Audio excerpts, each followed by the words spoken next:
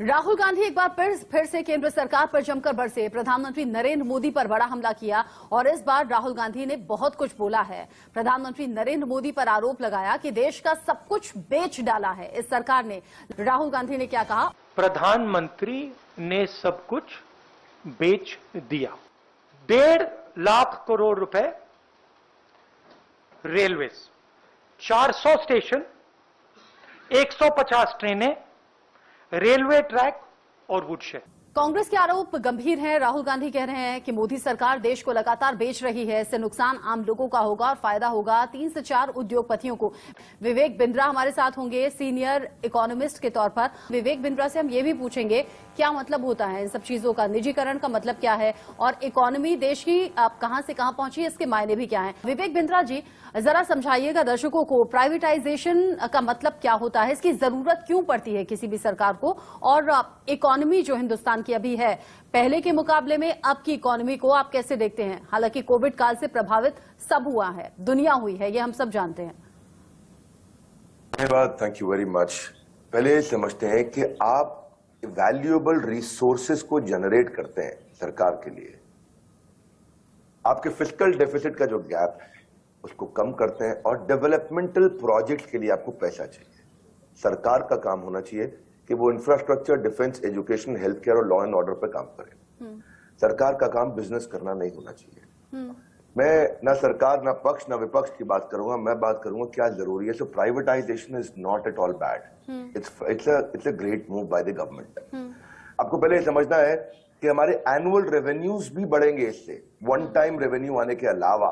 और tax payer के लिए क्या होगा, देखिए आपने जब ये एसेट्स आप बेचते हैं, निकालते हैं इनको बाहर, ये लॉन्ग टर्म इंटरेस्ट में है टैक्स पेयर के। क्योंकि एक अगर आपके पास में कोई बड़ा 70 साल, 50 साल, 20 साल में आपने एक प्रोजेक्ट बनाया, उस प्रोजेक्ट पे कॉस्ट आई, उसकी अगर करंट यील्ड अगर 1 लाख करोड़ लगा और उससे मैं 2000 करोड़ रुपया साल का नहीं बना पा रहा हूं सरकार के लिए, तो इसका मतलब उसकी यील्ड बहुत लो है। अगर मैं उसकी यील्ड बढ़ाना चाहता हूं और लाने के लिए मैं उस 1 लाख करोड़ रुपए अगर मैं बेटर यील्ड जनरेट कर सकता हूं, तो ये तो टैक्स पेयर के लिए अच्छी चीज है। पर मैं समझ सकता हूं कि विपक्ष की मजबूरी है कि उनको वो बात करनी है जिससे आम जनता को लगे कि बहुत नुकसान हो गया है, या पक्ष भी ऐसी ही बात करने का प्रयास करता है। हालांकि कल के मैंने देखा वो जो प्रेस कॉन्फ्रेंस हुआ उसमें चिदम्बरम जी की बात अच्छी थी। ही सेड वेरी नाइसली कि भाई स्टेक होल्डर्स को इन्वॉल्व करो, and I like that point. But overall I think हमारे पास जो स्टक फंड है इस समय, उनको हेल्थ केयर में, एजुकेशन में, इंफ्रास्ट्रक्चर में लगाना है। That's number 1। नंबर 2, डिफेंस का लैंड, रेलवे की जमीन, बाकी पीएसयू, उनको लिक्विडेट इसलिए करना जरूरी है क्योंकि वो अनप्रोडक्टिव एसेट है। आप अनप्रोडक्टिव एसेट को रखें और चिपका के रखें, उससे कभी फायदा देश को नहीं होगा। दूसरा, हमने पहले भी देखा है कि पे राइज बढ़ता है डिसइन्वेस्टमेंट से, प्राइवेटाइजेशन से तनख्वाहें बढ़ती हैं, नई अपॉर्चुनिटीज आती हैं, करियर ग्रोथ होता है और नया एम्प्लॉयमेंट जनरेशन होता है।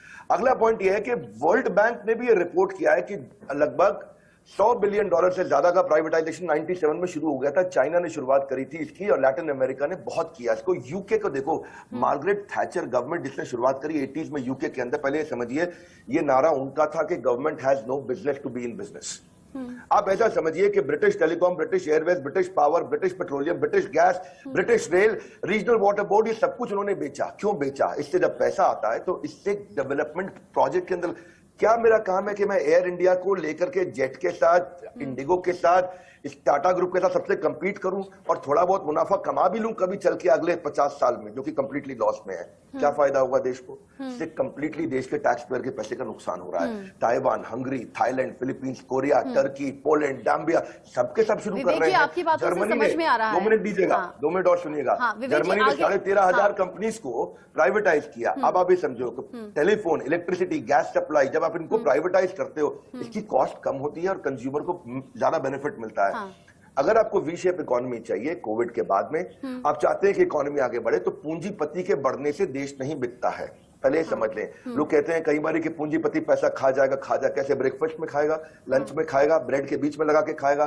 पूंजीपति पैसा नहीं खाता है। पूंजीपति जब पैसा कमाता है, बढ़ाता है, तो उससे वो बैंक में डालता है, उससे कैश आउटफ्लो इनफ्लो बढ़ता है, लोन का आउटफ्लो बढ़ता है, सर्कुलेशन बढ़ता है, मार्केट में ग्रोथ होती है। टाटा ग्रुप आज अब ये समझे कि वो स्टार्टअप है जो 150 साल से चल रहा है। टाटा ग्रुप भी तो पूंजीपति है ना, एक तरह से 7th लार्जेस्ट प्राइवेट कंपनी है पूरे पृथ्वी के ऊपर। आज $160 बिलियन से ज्यादा मार्केट कैप है। पूरा के पूरे पाकिस्तान का जो टोटल जो मार्केट उनका जो स्टॉक का मार्केट कैपिटलाइजेशन है वो अकेले टीसीएस का उससे ज्यादा है। जीडीपी को 4% कंट्रीब्यूट करता है। आज आसाम, हिमाचल, उड़ीसा और गोवा मिलकर जितना टैक्स देते हैं उससे ज्यादा एक कंपनी देती है टैक्स हमारे देश में। पूंजीपति बढ़ता है तो देश बढ़ता है। नॉन परफॉर्मिंग एसेट्स को बेचने की बात हो रही है और वो आई थिंक मैं कभी चाहे वो कांग्रेस की सरकार और बीजेपी की सरकारों में हम उसका समर्थन करना चाहेंगे, क्योंकि हमारे देश में जितना ज्यादा देखिए एक चीज और समझते हैं आपको, it will make state owned companies more productive. क्योंकि आप अच्छा कोई रिलायंस की बात भी होती है, रिलायंस को पहले समझना चाहिए कि 1 लाख करोड़ का तो उन्होंने खाली जीएसटी पे किया हमारे देश के लिए, तो किधर जा रहा है पैसा?